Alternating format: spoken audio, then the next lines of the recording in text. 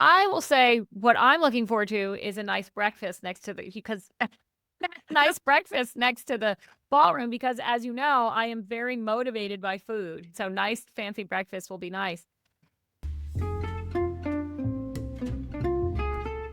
It's your pal, the Dancing Housewife, and welcome to the Dancing Housewife podcast. Joining me today is my friend Tiffany Bouquet. Tiffany is a DanceSport member of USA Dance who dances smooth and standard with her partner Daniel Boman, who also happens to be her husband. And shout out to Daniel. He is recovering from COVID. So we're all thinking about you and sending healing thoughts your way. Tiffany is also a competition organizer together with Daniel, and she's here today to tell us about the Midwestern Regional Dance Sport Championships, which is a qualifying event for USA Dance Nationals that is going to be in Chicago in less than a month. So, Tiffany, thanks for joining me today. I'm really glad that you're here. Absolutely. Thanks for having me. I'm glad to be here.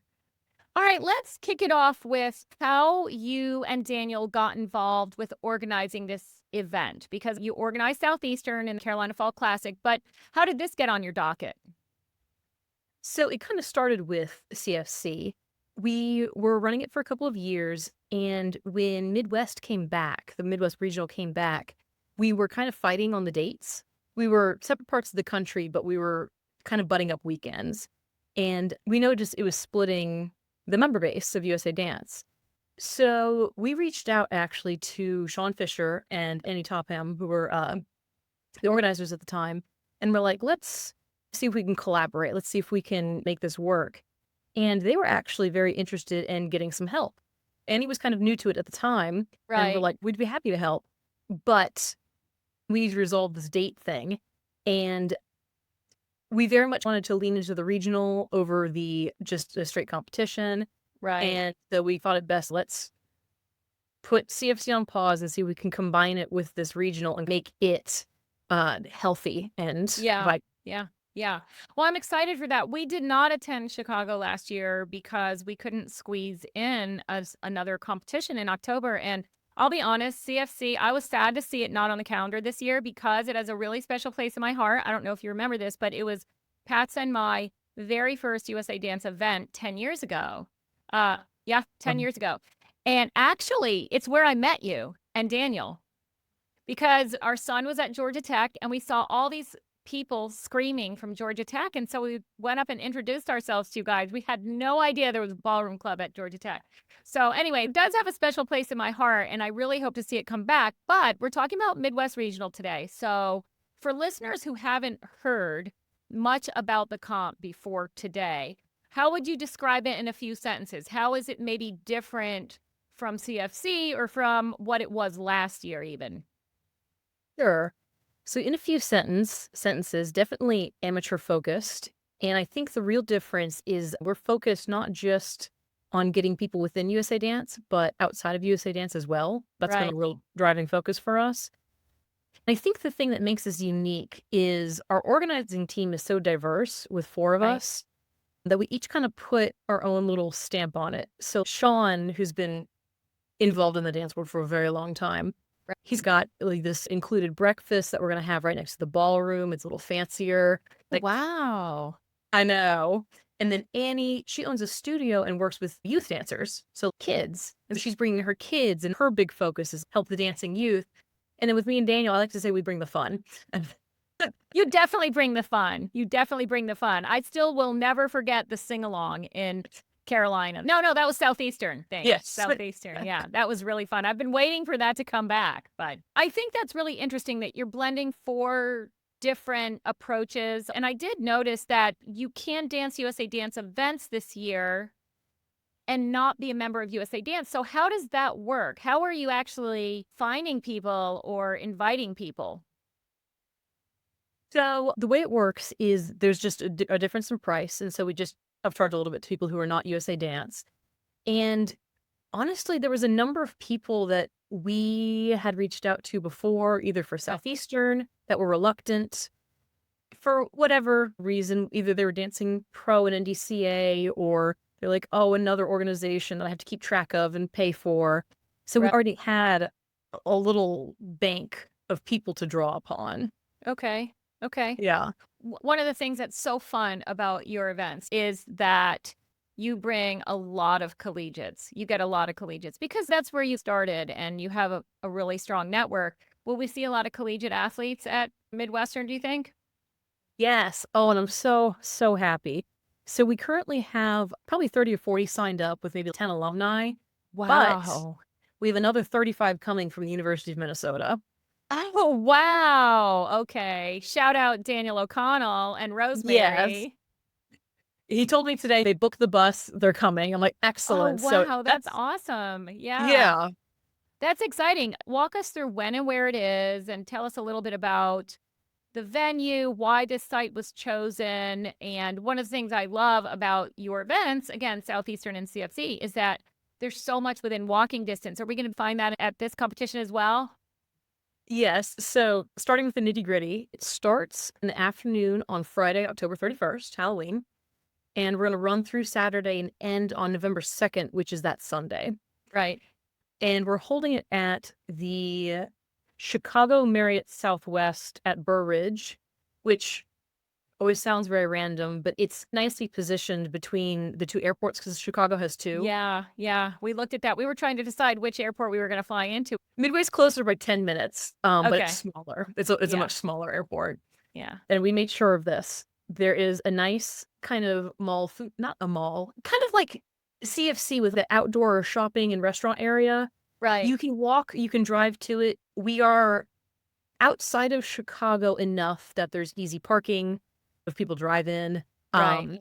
They're not going to have to fight with traffic, and they're going to have access to food and nightlife if they want it. But if they also want to go in to see the city, you're on a direct shot to go see Yeah. Chicago.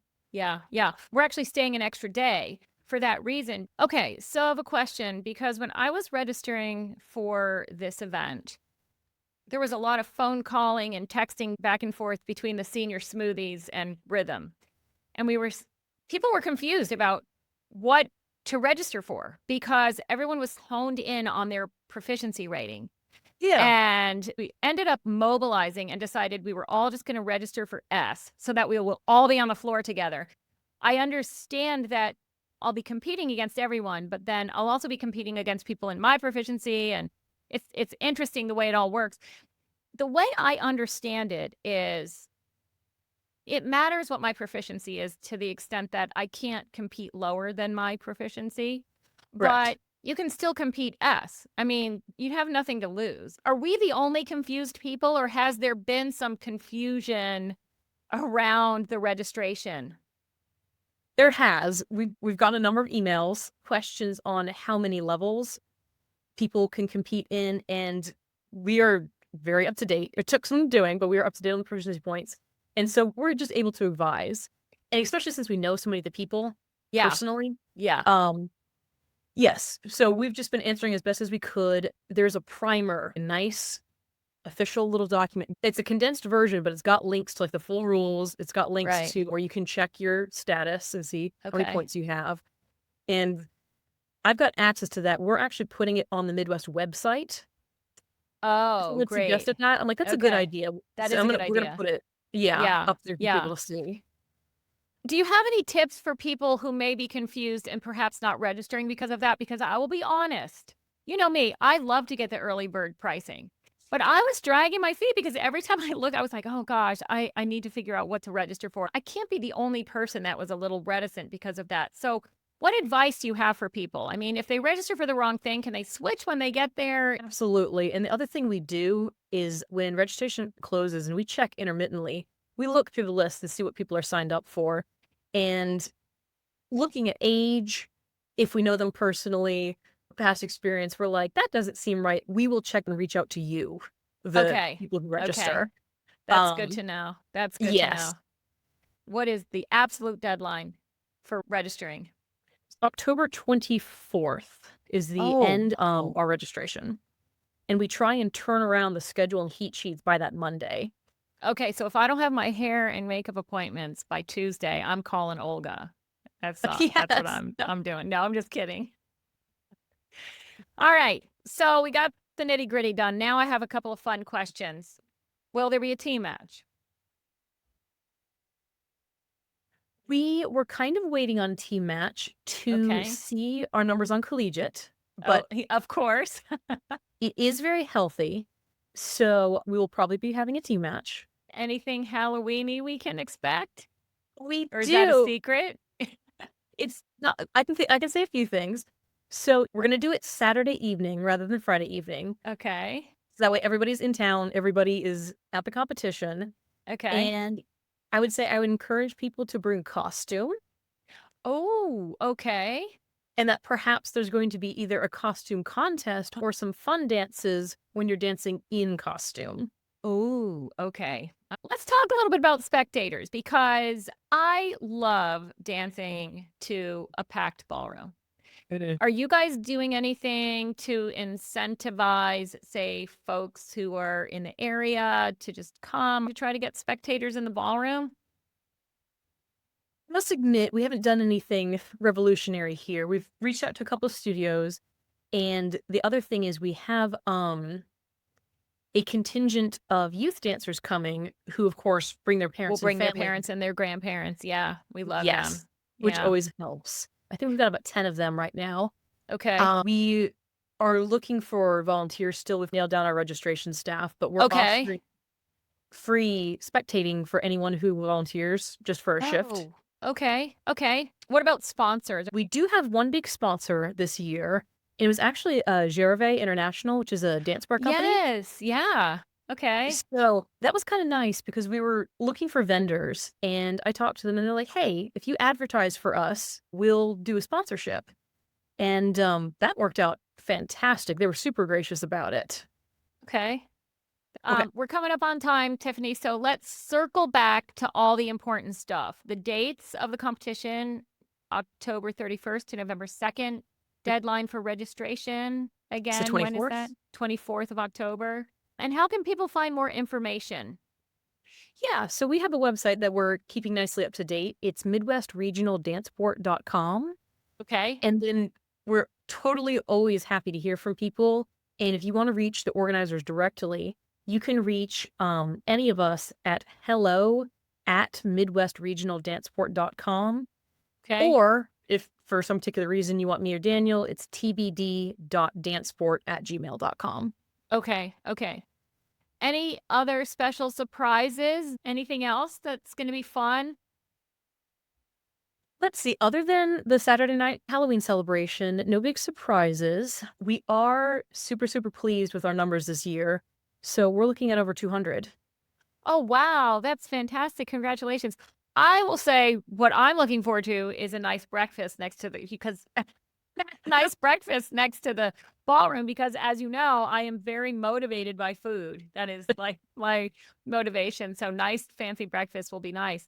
Um, I'm intrigued by the fact that you are really trying to encourage non-USA Dance members to come to the competition because I think that can only positively impact USA Dance. Once people see what those events are like, I can remember 10 years ago back at CFC, the environment, just the energy, it's different from events that are sanctioned by other organizations. It's just different. And I think it has a lot to do with what's primarily amateur dancers there. Yeah. Yes, yeah. Is there anything we missed that you'd like to leave listeners with before we sign off? Let me see. Let me see. It is super sweet that everyone misses CFC so much. Yeah. Like, oh, believe me and Daniel got several emails when we made the announcement and from some competitors. And I do want to say that while Daniel and I are not planning to renew CFC because we're kind of in on this Midwest thing, we totally would be happy if someone else wanted to take up the mantle. We would be happy to teach them, give them the supplies, the logos, all the stuff that we've developed over the last couple of years. We're totally open to that because, Oh, we want to see wow. people dance, want to see people happy. Yeah. Wow, I did okay. So that's good to know. So any budding organizers out there, reach out to Tiffany, tbd dot what? Danceport at Danceport gmail.com. at gmail.com. Tiffany, thank you again for joining me today. But I would be remiss if I didn't ask, when are you and Daniel going to hit the competitive dance floor next? So we'll definitely be at USA Dance Nationals. We qualified at Kansas City back in the summer. Okay. Our immediate next competition is actually going to be DCDI, which is not USA Yes. Dance, but It's a collegiate, but it's supposed to be so fun. Yeah. All you exactly. youngins hit that one. And that's what we've kind of heard. And we're like, oh, we got to go check it out. We got to go see for ourselves. And there's just bunches of your contemporaries that are there, and they keep saying, "You guys need to come and do it." But I don't know. I think I'm happy with USA Dance. So I got to anyway, report back. yeah, report back. Anyway, thank you again for joining me. Wishing Daniel, health. Wishing he gets better soon. And to my listeners, thanks for tuning in today. Please like, share, comment, and be sure to subscribe or follow us on social media so you never miss an episode. This is the Dancing Housewife signing off. And as always, happy dancing.